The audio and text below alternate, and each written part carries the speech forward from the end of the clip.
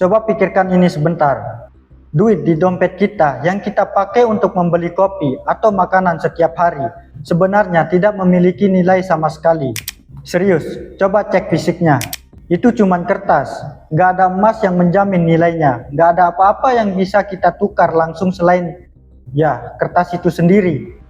Tapi anehnya, kita tetap kerja siang malam untuk mendapatkan dan mengumpulkan kertas ini. Kita nabung, investasi, kita mengejar target penghasilan demi sesuatu yang kalau dipikir secara logis murni cuma selembar kepercayaan. Ini bukan cuma tentang rupiah, dolar, euro, yen, semua sistem uang saat ini berjalan dengan cara yang sama. Kesepakatan kolektif tanpa jaminan fisik apapun. Nah, gimana caranya manusia sampai di titik ini? Bagaimana kita sebagai spesies akhirnya sepakat untuk percaya sama sesuatu yang gak ada wujud nilainya? Di video ini, aku mau ajak kamu untuk menelusuri perjalanan uang itu dari awal, sampai muncul satu hal yang coba membongkar total cara kerja kepercayaan itu, Bitcoin.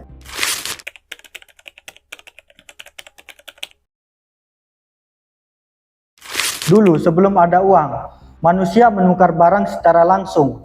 Petani punya beras, peternak punya ayam, mereka ketemu, saling tukar, selesai. Tapi masalahnya, sistem ini ribet karena kamu harus menemukan orang yang kebetulan punya barang yang dibutuhkan dan kebetulan juga butuh barang yang kamu punya.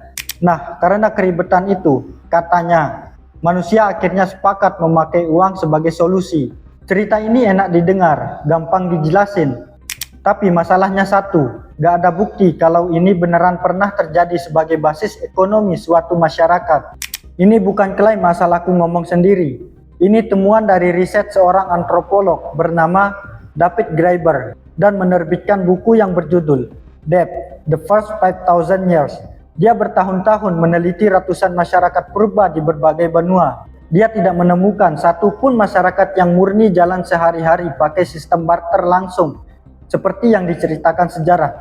Yang dia temukan justru sesuatu yang lebih menarik, yaitu sistem utang berbasis kepercayaan sosial. Bayangin, desa kecil ribuan tahun lalu, semua orang saling kenal. Kamu memberikan hasil panen ke tetangga hari ini karena dia lagi butuh dan dia gak langsung bayar. Tapi secara tidak langsung, orang itu ingat ada semacam pembukuan yang tidak tertulis siapa berutang ke siapa. Suatu saat tetangga kamu bakal balikin, entah dalam bentuk barang lain, tenaga, atau bantuan di saat kamu butuh. Sistem ini berjalan mulus selama komunitasnya kecil dan hubungan sosialnya erat. Masalahnya baru muncul waktu komunitas berkembang dan orang mulai transaksi sama orang asing, orang dari desa lain, pedagang yang lewat sekali dan tidak bakal ketemu lagi. Di sini, sistem inget-ingetan berbasis kepercayaan personal itu mulai runtuh. Kamu gak bisa percaya begitu saja sama orang yang gak kamu kenal, dan gak ada jaminan dia bakal mengembalikan apa yang dia utang. Manusia butuh sesuatu yang lebih konkret, sesuatu yang bisa dipegang secara fisik saat itu juga, yang nilainya diakui bukan cuma sama satu komunitas, tapi lintas komunitas, bahkan lintas budaya. Dari kebutuhan inilah babak baru sejarah uang dimulai.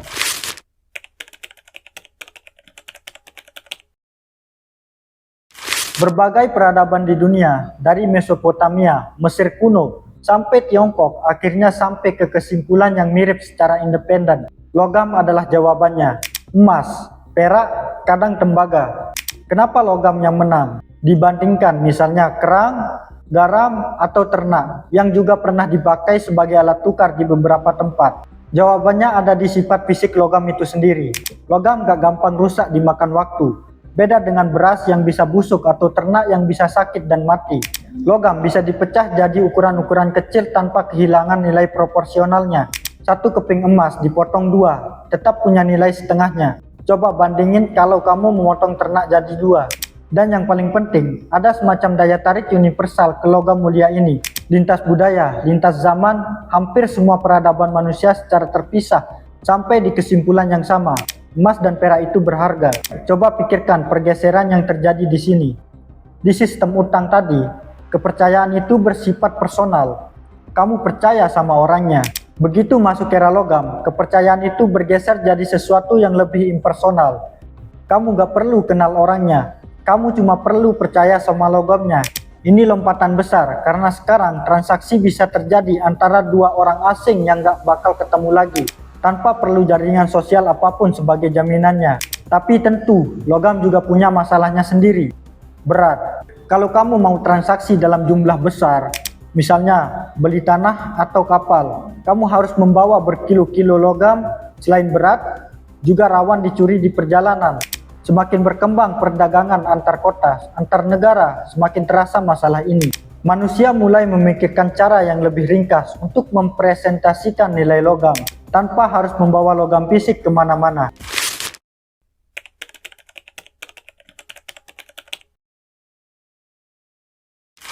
Solusinya lahir dari tempat yang sederhana, rumah penyimpanan logam, semacam berangkas awal yang dikelola oleh Pandai Emas atau institusi kepercayaan di kotanya. Orang mulai menitipkan emas mereka di sana, karena lebih aman daripada disimpan sendiri di rumah.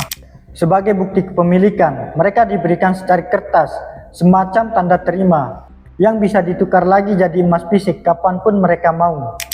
Lama-lama, orang sadar sesuatu. Daripada capek-capek ambil emasnya dulu, terus dipakai transaksi, terus pihak lain menyimpan lagi ke berangkas.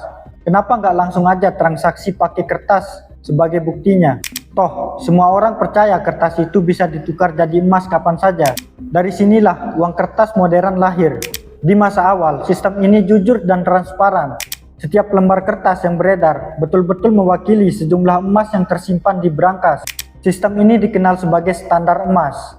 Secara teori, kamu bisa datang ke bank, nunjukin uang kertas kamu, dan minta ditukar jadi emas fisik seberat nilai yang tertera. Tapi, sistem ini punya batasan. Jumlah uang yang bisa dicetak sebuah negara dibatasi oleh berapa banyak emas yang mereka punya secara fisik. Ini jadi masalah besar, terutama saat krisis ekonomi atau perang, di mana negara butuh dana besar dengan cepat, tapi cadangan emasnya terbatas. Satu persatu negara mulai melonggarkan, lalu akhirnya melepas total standar emas ini. Puncaknya terjadi di tahun 1971. Amerika Serikat di bawah Presiden Nixon resmi menghapus hubungan dolar dengan emas. Ini yang dikenal sebagai Nixon Shock. Sejak momen itu, dolar dan hampir semua mata uang di seluruh dunia mengikuti sistemnya. Gak lagi dijamin emas. Uang kertas yang kamu pegang sekarang murni fiat money. Fiat, dari bahasa Latin, artinya kurang lebih, biarlah jadi, atau jadilah demikian. Nilainya ada semata-mata karena pemerintah bilang itu berharga, dan karena kita semua secara kolektif sepakat untuk percaya.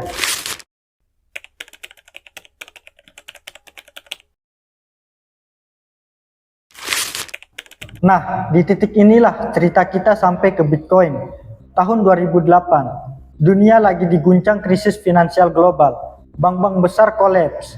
Kepercayaan publik terhadap institusi keuangan lagi di titik terendah. Di tengah situasi ini, muncul sebuah dokumen dari seseorang, atau mungkin sekelompok orang, menggunakan nama samaran Satoshi Nakamoto. Sampai sekarang, identitas asli di balik nama itu masih misteri. Idenya sebenarnya sederhana, tapi cukup radikal di zamannya. Gimana caranya membuat sistem uang yang gak butuh kepercayaan sama satu pihak sentral manapun. Gak butuh bank, gak butuh pemerintah, gak butuh institusi apapun sebagai penjamin. Bitcoin memecahkan masalah ini pakai teknologi yang disebut blockchain. Bayangin ini sebagai buku besar catatan transaksi, tapi bukan disimpan di satu tempat seperti server bank. Catatan ini disebar dan disalin ke ribuan komputer di seluruh dunia secara bersamaan. Setiap kali ada transaksi baru, ribuan komputer ini saling verifikasi satu sama lain. Dan begitu sebuah blok transaksi sudah dikonfirmasi, catatan itu nggak bisa diubah atau dihapus sesuka hati. Yang paling penting, gak ada satu pihak pun yang bisa mencetak lebih banyak Bitcoin sesuka hati. Seperti bank sentral yang bisa mencetak uang sesuka hati mereka. Aturan jumlah maksimalnya sudah dikunci sejak awal di dalam kodenya sendiri. Cuma ada 21 juta keping Bitcoin. Gak lebih, gak kurang. Setiap sekitar 4 tahun jumlah Bitcoin baru yang bisa ditambang juga otomatis dipotong setengah. Proses inilah yang disebut halving. Sampai akhirnya di suatu titik gak ada lagi Bitcoin baru yang bisa dicetak. Kalau kamu perhatikan baik-baik, ada pola menarik di sini. Kita mulai dari sistem utang berbasis kepercayaan personal antar tetangga, bergeser ke logam berbasis kepercayaan sama benda fisik yang punya nilai universal. Lanjut ke kertas, berbasis kepercayaan sama institusi dan pemerintah. Dan sekarang, Bitcoin yang secara filosofis mencoba balik lagi ke titik paling awal, tapi dengan cara yang benar-benar baru. Percaya sama matematika, sama kode yang terbuka dan bisa diverifikasi siapa saja, bukan sama orang, institusi atau pemerintah manapun. Apakah eksperimen ini berhasil sepenuhnya menggantikan sistem yang sudah ada? Itu diskusi panjang. Harga Bitcoin sendiri masih naik turun secara tajam. Adopsinya sebagai alat tukar sehari-hari juga masih terbatas dibanding sebagai aset investasi. Tapi terlepas dari perdebatan itu, yang jelas, Bitcoin lahir dari pertanyaan mendasar yang sama seperti yang kita bahas di awal video ini. Siapa atau apa yang sebenarnya layak kita percaya untuk menyimpan nilai kerja keras kita?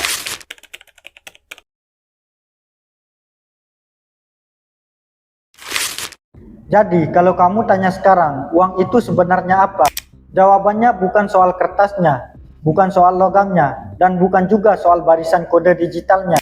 Uang itu, dari dulu sampai sekarang, soal kepercayaan yang dibentuk ulang terus-menerus. Dari generasi ke generasi, dari satu sistem ke sistem berikutnya. Dari ingatan sosial antar tetangga di desa kecil ribuan tahun lalu, sampai baris-baris kode yang tersebar di ribuan komputer di seluruh dunia. Setiap pergantian sistem itu terjadi karena sistem sebelumnya punya titik lemah, dan manusia terus mencari cara untuk menutup celah itu. Pertanyaannya sekarang untuk kamu. Di sistem kepercayaan yang mana kamu sekarang menaruh nilai dari kerja keras kamu? Dan yang lebih penting lagi, apa kamu beneran memahami kenapa kamu percaya sama sistem itu? Atau kamu cuma ikut-ikutan percaya karena semua orang di sekitar kamu juga percaya?